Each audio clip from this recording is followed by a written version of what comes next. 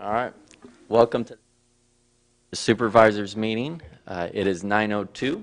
If you'd please stand for the Pledge of Allegiance, followed by the invocation by Pastor Lonnie Skiles with Big Valley Grace Community Church. I pledge allegiance to the flag of the United States of America and to the republic for which it stands, one nation, under God, indivisible, with liberty and justice for all. We read just a few verses from the wisdom book of the scriptures in Proverbs chapter 3. It says, "My son, do not forget my teaching, but let your heart keep my commandments. For length of days and years of life and peace they will add to you. Do not let kindness and truth leave you. Bind them around your neck. Write them on the tablet of your heart. So you'll find favor and good repute in the sight of God and man. Trust in the Lord with all your heart. Do not lean on your own understanding. In all your ways acknowledge him, and he will make your paths straight. Do not be wise in your own eyes. Fear the Lord. Turn away from evil. There'll be healing to your body and refreshment to your bones." Let's pray. Father, really grateful for the privilege and the opportunity we have to honor you and to say, Lord, Lord, we seek your wisdom, your guidance. Would you bless this council with insights into how to manage and to face some of the challenges of our community. We're grateful, Lord, for the willingness to sacrifice and to represent us and to help lead our community. Father, we need your peace. We ask for your kingdom to come, your will be done in this place as it's done in heaven. So we give you praise for the beauty of this day. We're grateful, Lord, for the changes of season. We're grateful that you are a provider and our protector. And we ask for your blessing, your leadership here today, for your glory. In Jesus' name, amen. Amen. Thank you. Thank you. Wise words, Pastor. Thank you very much for those. I do want to welcome Patrice Dietrich to the dais this morning. Patrice, it's a pleasure to have you, and you do have just a short announcement before we move on to presentations. I do, thank you. Good morning, everyone. I just want to announce for the record that Supervisor Manny Graywall is not in attendance at this morning's meeting. Thank you, Patrice. Okay, we'll be moving on to item 3, which is presentations, Crimes Victim Week in Stanislaus County. And we do have a PowerPoint presentation by Cheryl Titus, and then Lisa Montero Moore will be joining us for the presentation of the proclamation. Cheryl, good morning. Good morning. Good morning, Chairman Condit, board members, Ms. Dietrich, Mr. Taro. Thank you very much for the opportunity to be here this morning. I appreciate it. I am going to start with a brief video. It was suggested that maybe you like to see some of the videos from Victim Services, an update on 2022, so we will start there.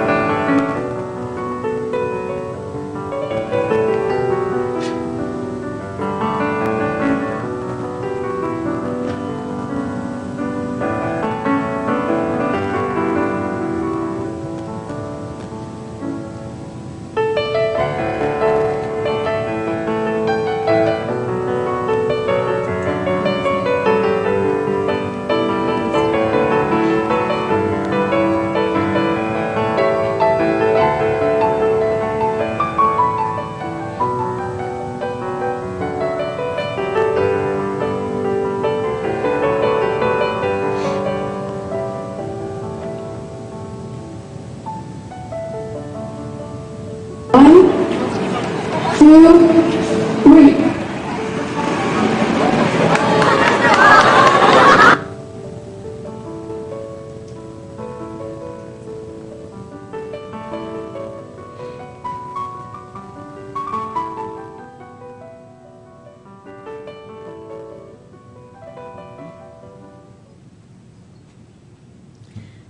It occurs to me that I may have forgotten to say who I am, and there probably are people here who have no idea. So I'm Cheryl Titus, and I'm the Victim Services Program Manager in Stanislaus County in the District Attorney's Office. And rather than expand a great deal on the video that you just saw, I would really like to share a bit of information with you this morning about where we are today in victims' rights and how we got here. When I began this work in 2014, I was surprised at how young the victims' rights movement really was. As you listen to the dates I'm about to share with you, you may hear dates that you connect with the year of your own birth, the birth of your children or grandchildren, the year you were married or graduated school, various years in your life that simply don't seem to be very long ago. It really stands out that the rights and services available to victims of crime have not been around for very long. 1965. This is the year the California Victim Compensation Board was established, the first program in the nation providing victims of crime with a source of reimbursement for some crime-related out-of-pocket costs. 1978.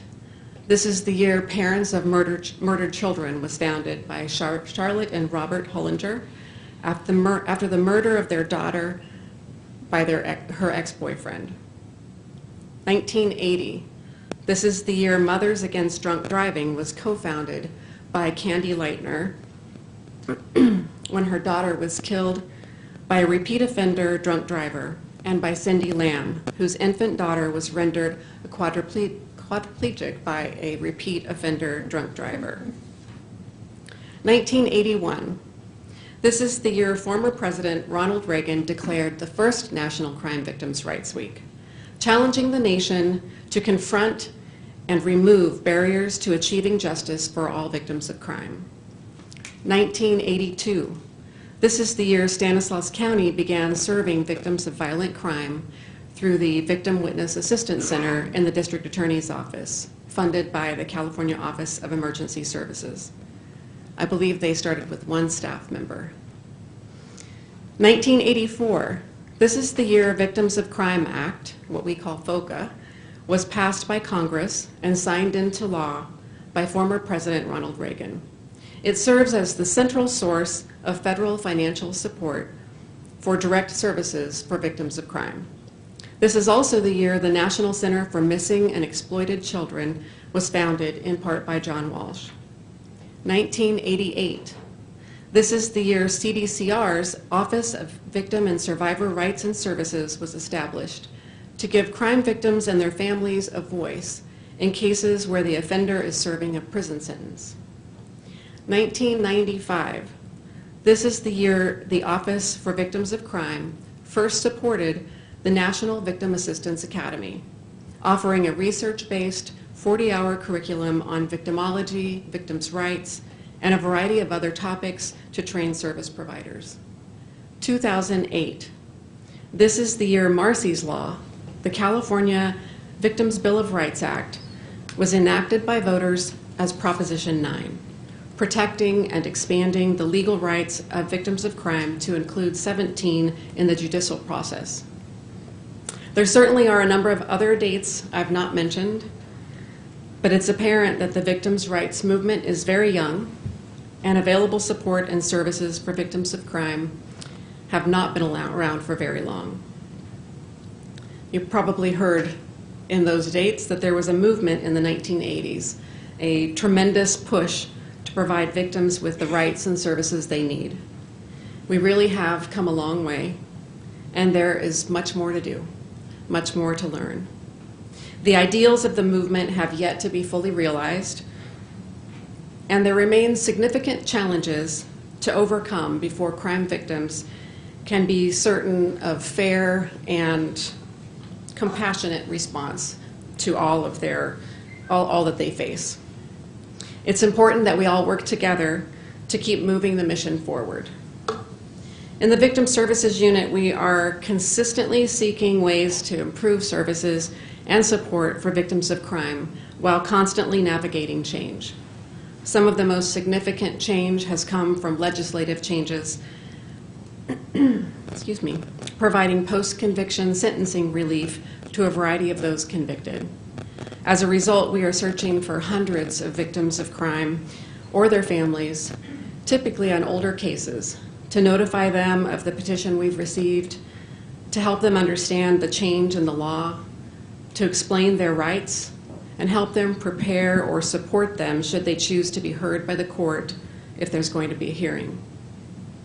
We have much more to do, much more to learn, and we are committed to helping victims understand and exercise their rights, which brings us back to why we're here today. I want to thank each of you for your commitment to this mission in acknowledging Crime Victims' Rights Week, and thank you for providing me with this opportunity today. Lisa Montero Moore is here with me today. She's the Executive Director of the Family Justice Center, and she's here to receive the resolution with me. Our two organizations partner each year together for National Crime Victims' Rights Week. This year, we will be out and about in the community tabling events at various coffee shops, the CSU Stanislaus campus, and the Modesto Farmers Market between April 3rd and April 29th to raise awareness of victims' rights and services. You can check out our social media channels if you want to learn more about that. I also, before I introduce or invite Lisa up, I want to quickly say that I'm very grateful for the partnership that Lisa and I, along with May Rico, the Executive Director of Haven, have established.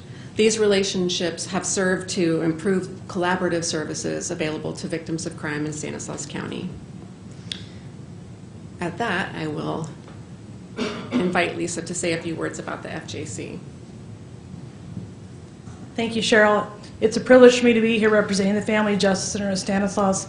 Many of you were with the center's work before we were even open. The doors were open, and we thank you very much. And thank you, Patrice, for all your direction in those very early days. Thank you to the Board of Supervisors for their continued support of our victims and giving them a voice in our community. We have a tremendous collaborative with the Haven and with the Victim Services Unit of the DA's office. They do tremendous work, and we're so proud to partner with them and excited about the Victims Week. We're going to be supporting the community and providing additional outreach. So thank you for this opportunity to recognize the people that do the hard work and to recognize the victims who need a voice. Thank you. I'm happy to answer any questions you may have. No question, but just a big thank you. Appreciate all you do. Yeah, and I'm just getting real quick before chances that, thank you guys so much for what you do. At least I see you all the time on weekends, as we both work weekends here, and just in a time in our country right now where we seem to be so concerned about the people who are committing the crimes and that they're the victims, it seems like. And I see even in LA County recently, I think they've withdrawn it now, but they're talking about trying to depopulate their jails and let people out. There's just such a movement that the people committing the crimes are the victims, and I just so appreciate what you guys are doing here and all the work you've done over the years. So thank you very much. Thank you. Thank you. Thank you both for all your work in our community. We greatly appreciate it. You're a vital asset to our victims here and being a resource and a refuge for them.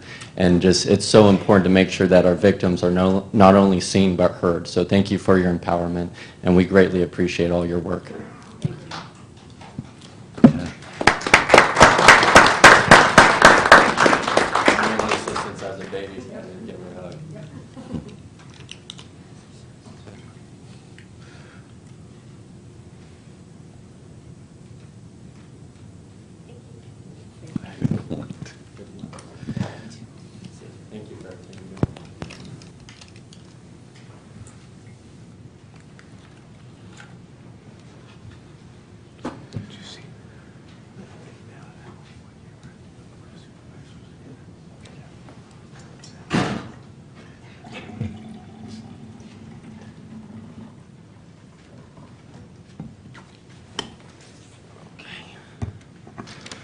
That was a wonderful presentation. As we move along to public comment,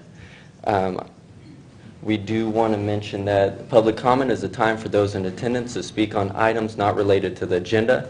Please state your name for the record. Direct all comments towards the dais. And so that it's fair for every speaker, please keep your comments to 5 minutes. So I do have a couple comment cards. I'm going to welcome up Stella Baratlis.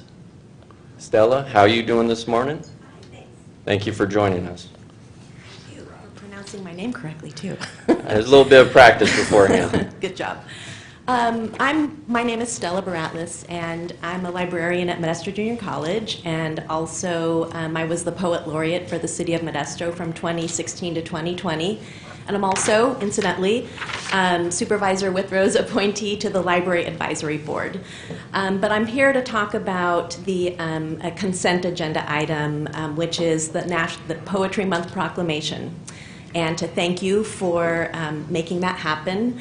And also there's a little clause in that proclamation that I wanted to just publicly point out, and that is that we are, when I say we, the Modesto Stanislaus Poetry Center, a nonprofit that I'm connected with, is organizing and running our first Stanislaus County Youth Poet Laureate contest.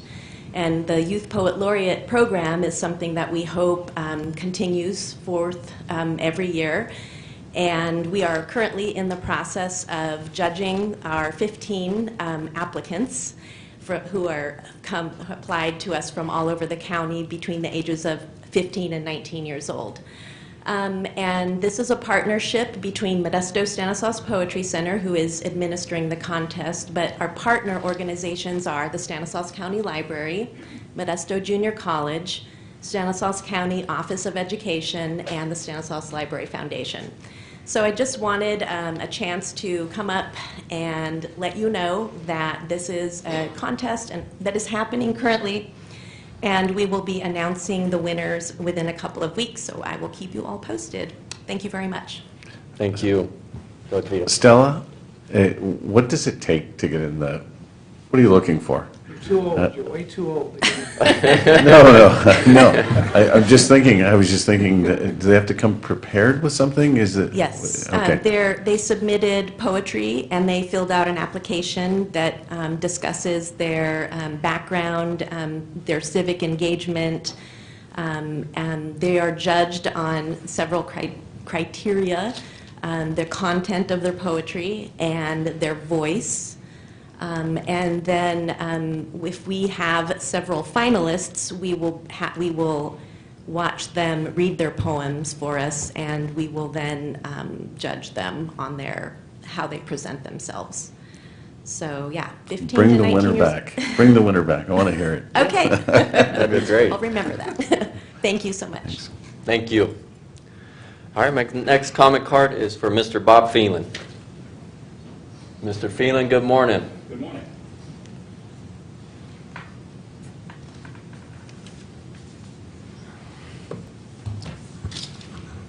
Good morning, all. See, my name is Bob Field, and I work for Congressman Tom McClintock. I've worked for Senator Berryhill, Assemblyman Berryhill, Supervisor Berryhill, and I'm proud to wear this jacket. And but today I'm coming as just a private citizen. You guys don't normally hear anything good about what you've done, and I just wanted to come here to acknowledge that there's an issue that's really important to me.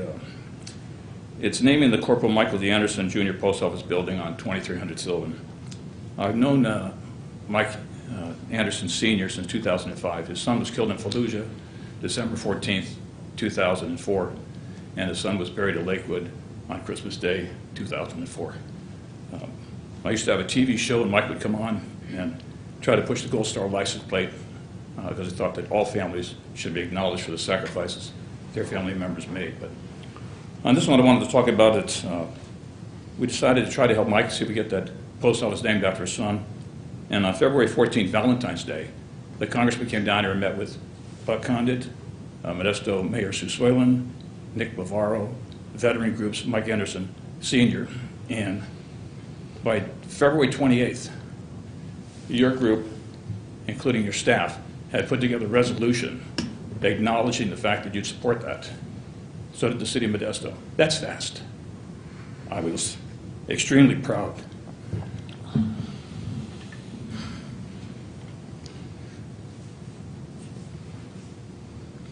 of the work that you did. You've been proud to have worked here for and to be part of government. So I want to say on behalf of Michael Anderson Sr. and his family, I want to thank you for the resolution supporting the naming of the post office at 2300 Sylvan Avenue, the Corporal Michael D. Anderson Post Office Building. He said a lot of times, he said, you guys don't get acknowledgement for what you do that's good. If you do anything bad, I guarantee you're going to hear about it. I know I used to get those calls all the time. But I want to just make sure that we never forget the sacrifices of those who served. And I just wanted to also acknowledge Michael Anderson Sr. For what he did with the Gold Star license plate. And I had just a little story from military Marine dad, first to get the Gold Star California license plate. So 6 years ago on December 14th, Camp Pendleton Marine Corporal Michael Anderson Jr. lost his life during house-to-house combat in the city of Fallujah, a seminal battle in the Iraq War. Last week in December 2010, his father became the first person in California to be issued a Gold Star license plate in recognition of his family's loss. There were only 5 states that did not acknowledge the Gold Star license plate. California, of course, was one of them. But during that time, Michael Anderson raised $300,000 in support of this bill. And he's just a father who lost his son, who sold automobiles in Manteca. And since then, he took this and he got the Gold Star license plate to acknowledge the families, raise the money, and now to, again, honor the sacrifice of his son.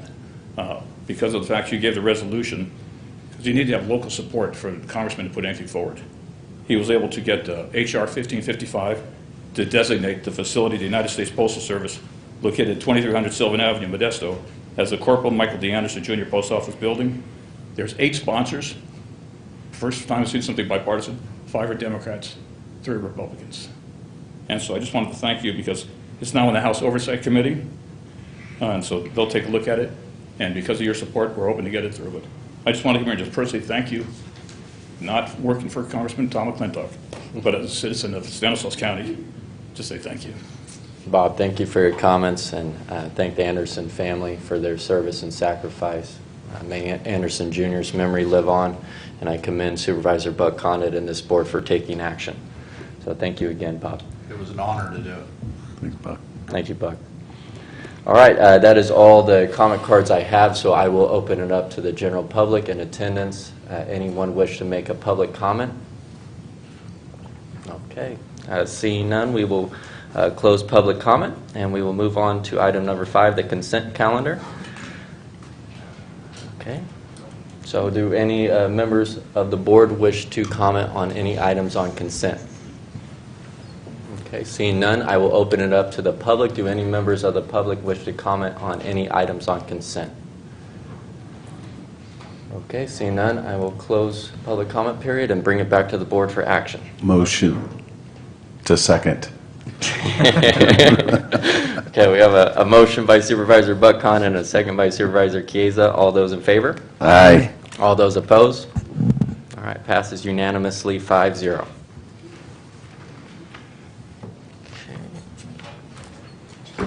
Now we have one item on discussion, which is item 7.1, and we will have a PowerPoint presentation by Christine Huber and Erlinda Cassiano regarding the continuation coverage of CalFresh emergency allotments. So good morning. Thank you for being here. Looking forward to the presentation. Good morning, Chairman Condit, Supervisors, Assistant Executive Officer Dietrich, and Mr. Taro. I'm Christine Huber, the Director at the Community Services Agency, and joining me today is Erlinda Cassiano, the StanWorks Assistant Director, which is our Public Assistance Division.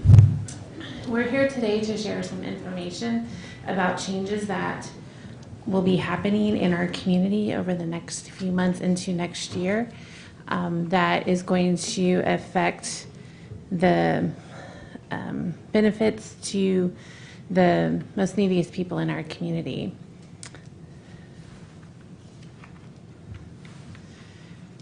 So, as you remember, I'm sure recall, 3 years ago, in January 2020, the Federal Department of Health and Human Services declared a public health emergency in response to the COVID-19 outbreak.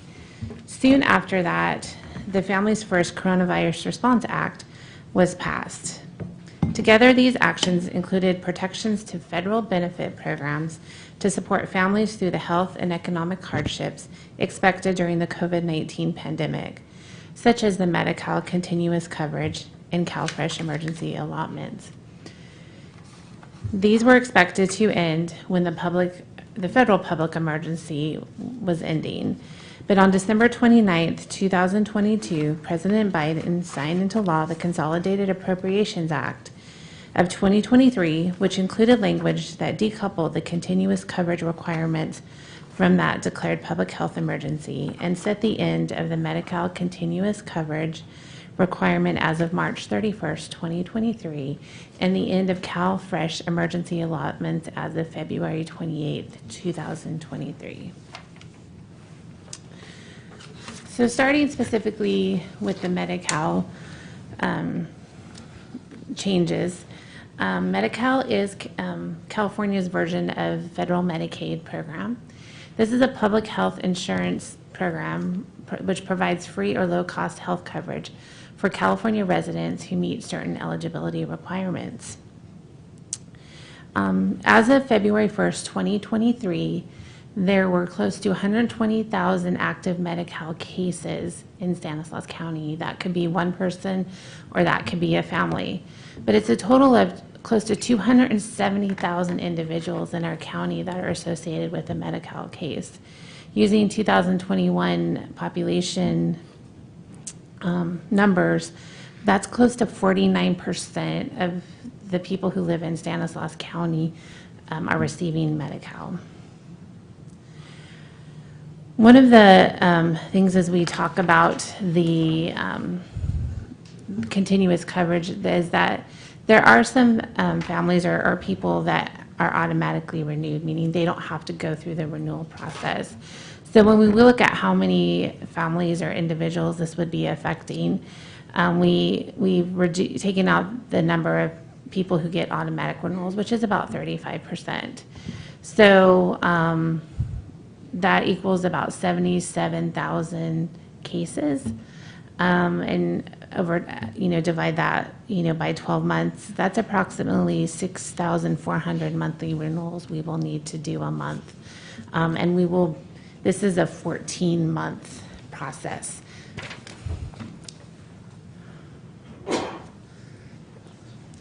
So beginning April 1st, 2023, just a few days ago, we will resume conducting annual redeterminations for current enrollees. Each household or family or individual is assigned a month for renewal. And for those that are coming up that are due by, the redeterminations are due by the June 30th, we will be sending out paperwork to those households to begin the process.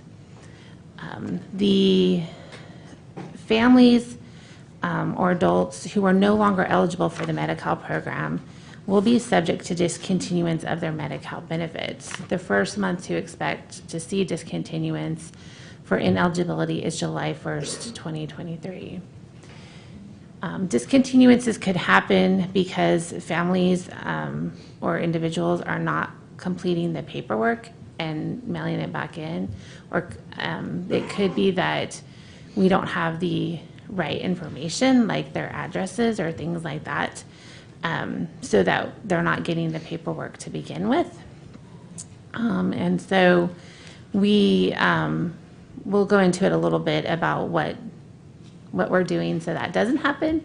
But we know that on average, if we go back historically prior to COVID, we had approximately a 35% discontinuance rate.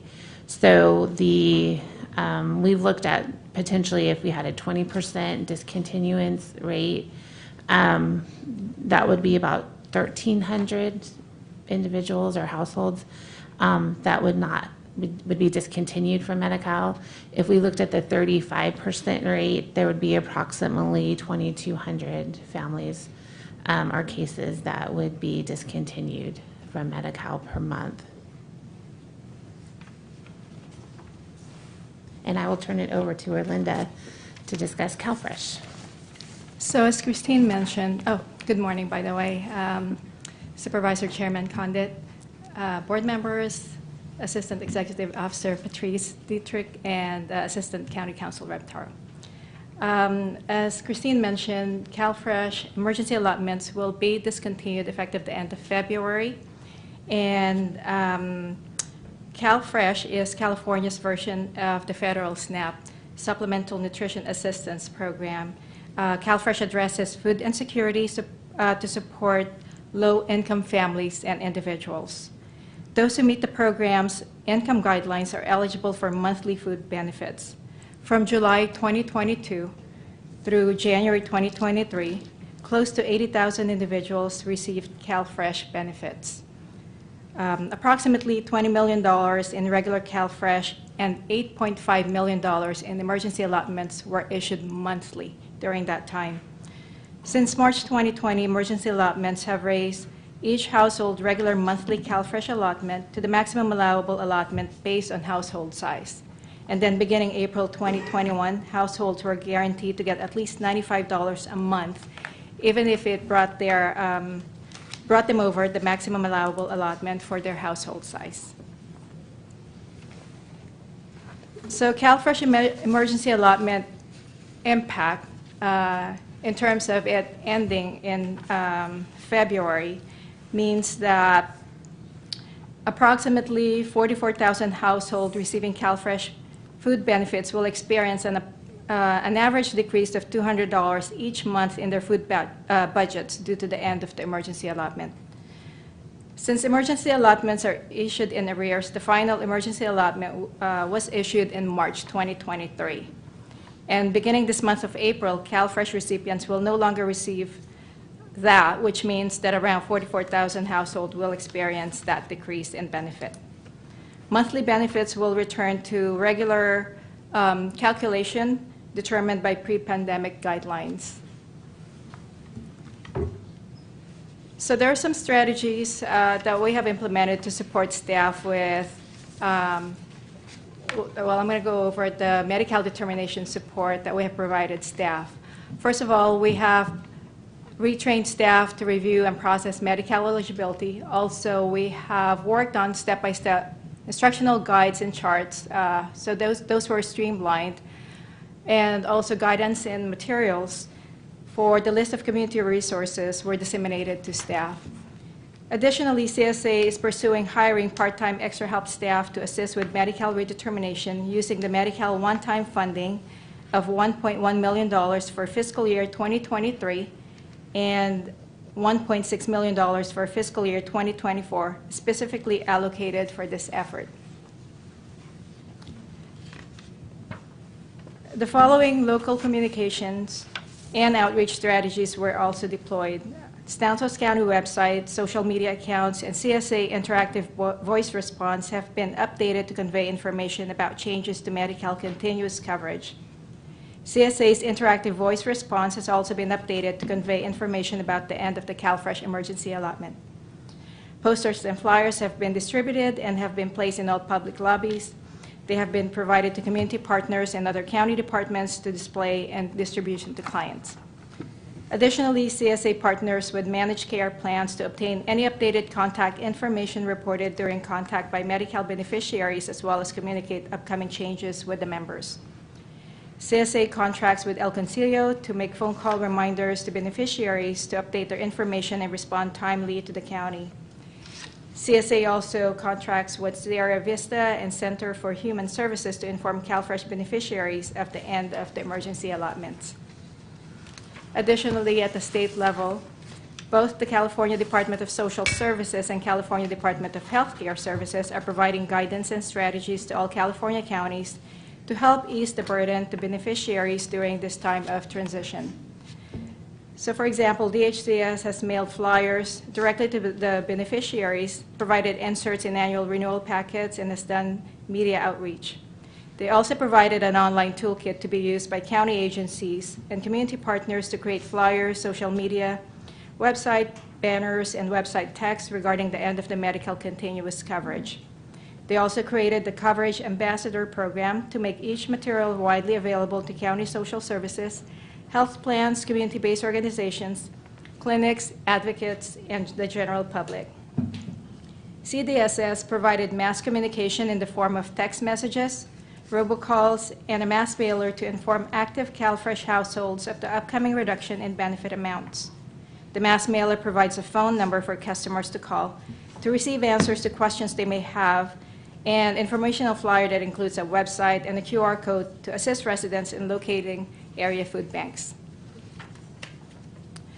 The Department's recommendation today to the Board is to accept a report on the medical continuous coverage and CalFresh emergency allotments ending due to the Consolidated Appropriation Act signed into federal law on December 29, 2022.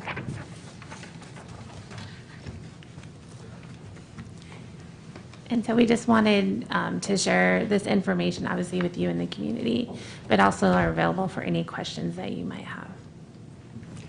Thank you. So any questions or comments from the board? No comments, but let's see. Okay. We'll go ahead and open it up to the public. Do any members of the public wish to comment on this item? Okay, seeing none, I will bring it back to the board. So thank you, Chair. And so I think this is really important that we brought this forward because of the back, because we're always a month late, right, in our payments. People haven't figured this out, and a lot of people are going to get $95 to an average of $200 a month, and what was feeding their family is going to disappear. And I would imagine, we haven't got any calls yet. I haven't gotten any calls, but I fully expect that to start happening. So I'm glad we're talking about this. I know there's no fault, and you're trying to mitigate as best as possible. There's really not anything that can be done at $8.5 million a month, right? $8.5 million a month. So it's going to be a big hit that was hitting our economy, and so it's going to put a real hardship on a lot of families out there. So anyways, I just want to thank you for bringing this forward. I think, again, it's important that we continue to amplify this so that people have an idea of what's happening. If I could just real quick, thank you guys for, just to echo what Fido said, just so I understand, so the individuals who, they probably won't realize it, is it too late by the time they realize it? Or do they have to, can they then get the application in? Can they then get it renewed? I don't understand. Or is it, do they have to wait till next year? And anyway, that's the question. Are you referring to the Medi-Cal coverage? Or Right, exactly. Okay. So if they don't send in the renewal packets, they do have, I believe, 60 days to still turn it in, and we get to process that. There is a 90-day window that we would be able to restore their case back. So just the 90 days, and then what happens? They could always reapply if eligible, then they would, again, receive medical benefits. Okay, perfect, thank you. Okay. Well, I will entertain a motion to accept the report. Motion to approve. Second. Okay, we have a motion by Supervisor Buck Condon and a second by Supervisor Terry Withrow. All those in favor? Aye. All those opposed? Passes unanimously, 5-0. Thank you for your report. All right, moving on to item number 8, correspondence. This board has received the claims and correspondence as noted on the agenda. Acknowledge receipt of correspondence and refer as recommended on the agenda. Moving on to item number 9, Board of Supervisors report. Yeah, thank you, Mr. Chair. I should have did this while she was in the room, but our new interim director of Stanislaus Regional 911 was in the room, and I apologize I didn't do this earlier, but I'd like to congratulate her. I think with her knowledge, skills, and ability, I think it's going to do nothing but improve our dispatch, our 911 dispatch. So when she's back in the room, I'll definitely call her out next time. What's your name? Casey Young. And she was sitting right about there. Yeah, and I didn't even say her name when I was supposed to introduce her. Yeah.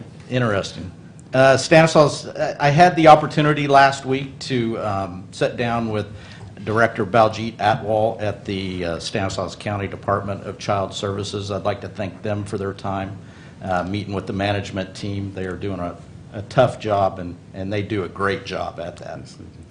Also, I want to announce it is rodeo week in Oakdale. Very busy. A lot of activities going on in Oakdale, and on Saturday, the parade starts at 9 a.m. With rodeo starting at 1:30, so all come out and enjoy it. Sounds fun. So that generally means that you're out of action, right, from here on out? Probably. You went to I'm jail going to try last to year. manage it correctly. Yeah, it went to jail last year, but it's not jail like you think, I think. Yeah, I was arrested by the Chamber of Commerce. Yeah, and then we all have to bail them out. We have Right. to put our Yeah, I money think together. that's coming again. Okay, that's fantastic. So I just wanted to report out tomorrow night at the Carnegie Arts Center from 6 to 7:30, hosting a government night. We have Congressman John Duarte, Senator Marie Alvarado Gill, Assembly Member Juan Alanis, and the Mayor, Amy Bublak of Turlock, and myself, yes, and it's from 6 to 7:30. The Carnegie Arts Center is located at 250 North Broadway Avenue, right next to the police department, just on the north side of it. I look forward to anyone that wants to show up. We do have questions. We do have a link, so it is going to be on live through a Zoom link, and you can actually type in questions, and I will try and get them answered to the best of our abilities. And the second thing is next Wednesday and Thursday is the California State Association of Counties Legislative Conference in Sacramento. I will be attending along with our chairman and our vice chair, Manny Graywall. And so three of us will be up there, and I think that's all I have. Oh, and then our meeting next Tuesday is canceled because it's Terry Wither's birthday. He asked that it be It's not. canceled. Why it's and canceled. So, it's not true. So, and you left off, it's, tomorrow night, it's free beer and pizza too, right? Yeah, for sure. Okay. It's not your birthday next Tuesday? I think it is. It is. Yeah. I thought that's why we canceled, but maybe not.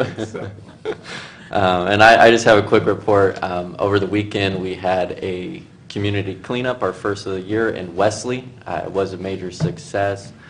We filled 4 of those large Burlati bins, so I do want to thank all the community members, the Community Service District for spreading the word, and it was just great to clean up a little portion of our county. So we will continue those efforts moving forward. And then yesterday, myself and South Modesto MAC member Maria Madrigal went to Bret Hart Elementary School in South Modesto, and we were collecting signatures in our infrastructure ARPA efforts. So we collected a little over 100 signatures just from parents who are dropping off their kids to school, and collectively in the community we're hovering around 500 signatures in total. So I do appreciate the MAC's participation in that, and both Park Lawn and Bret Hart, and trying to collect those signatures. Okay, so moving on to legislative and fiscal management. Well, actually, I'm sorry, before we do that, we do have our legislative partners in the building, so if you guys have anything to report on, I do want to acknowledge you, so I apologize for speeding through that. Gavin, good morning. Good morning, Chairman, members of the board, county staff. Thank you for the opportunity. Gavin Klein, field representative for Congressman Duarte's office. A quick little update. As a member of the House Natural Resources Committee, Congressman Duarte is very proud to have helped develop the Lower Energy Cost Act, a landmark piece of legislation by the American Energy, and putting more dollars back in the wallets of hardworking Americans. In the recent hearing for the House Agricultural Committee, Congressman Duarte questioned the USDA Secretary Vislak on the administration's waters of the United States. Congressman Duarte is working hard to ensure that federal policy provides clarity for farmers and gives everyone the opportunity to access an abundant amount of resources. On Tuesday, Congressman Duarte was able to participate in Water, Oceans, and Wildlife Subcommittee hearing on the long-term drought and water storage issues in the West. Recently, Congressman Duarte discussed potential solutions, policy change, and methods in which we can harness our historic rainfall with the San Luis Delta Minota Water Authority. And Congressman Duarte is also proud to have co-signed HR House Resolution 1555 in honor of Michael Anderson Jr. and renaming the post office. So thank you guys for your time and appreciate it. Wonderful, thank you. Abby, do you have anything? Abby, and Bob, if you have anything from Mr. McClintock's office. Abby, good morning. Good morning, Chairman Condit and the Board of Supervisors. So my name's Abby. I'm with Assembly Member Juan Alanise's office. Just a quick update from last week. We passed AB 1467, which is the Nevaeh Youth Sports Act, unanimously out of the full assembly. This was our first bill to come to the assembly floor. We passed AB 308, which would give free entry and access to state parks for Gold Star families. That passed unanimously out of the Water, Parks, and Wildlife Committee. We met with various law enforcement groups, the California Restaurant Association, the California Medical Association, and others. One also met with constituents of the Diablo Grande and Del Puerto Canyon this week. We celebrated Vietnam Veterans Day of Honor.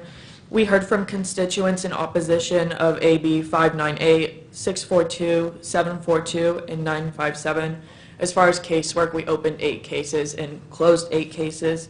And then one will also be a speaker at the Turlock Government Night tomorrow, where people can come hear from their elected officials at the Turlock Carnegie Arts Center. So, thank you. Wonderful. Thank you, Abby. Mr. Phelan, welcome back up.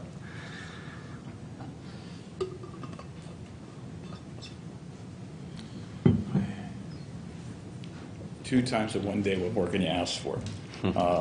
Again, on behalf of Congressman Tom McClintock, I wanted to thank you all and wish you all a happy Easter. That's number one. I think we need to acknowledge that, especially as I mentioned with Mike Anderson Jr. I already heard from his father, so he obviously had people who are watching this. And so, like I said, his son was buried on the day that Jesus was born. And like I said, hopefully we'll have this done by the time Jesus rises again. So thank you for being there. And just to let you know, our office will be in the city of Modesto, 1020 15th Street. So you'll have both the Senator Marie Alvarado Guild on the second floor. We're willing to take the first floor, a little bit smaller building, but this way you get both your state issues and your federal issues handled in one spot. So thank you so much for your time. Wonderful. Thank you, Bob. All right. Now moving on to Legislative Fiscal and Management Report. Mrs. Dietrich. Thank you. We do have just one quick announcement.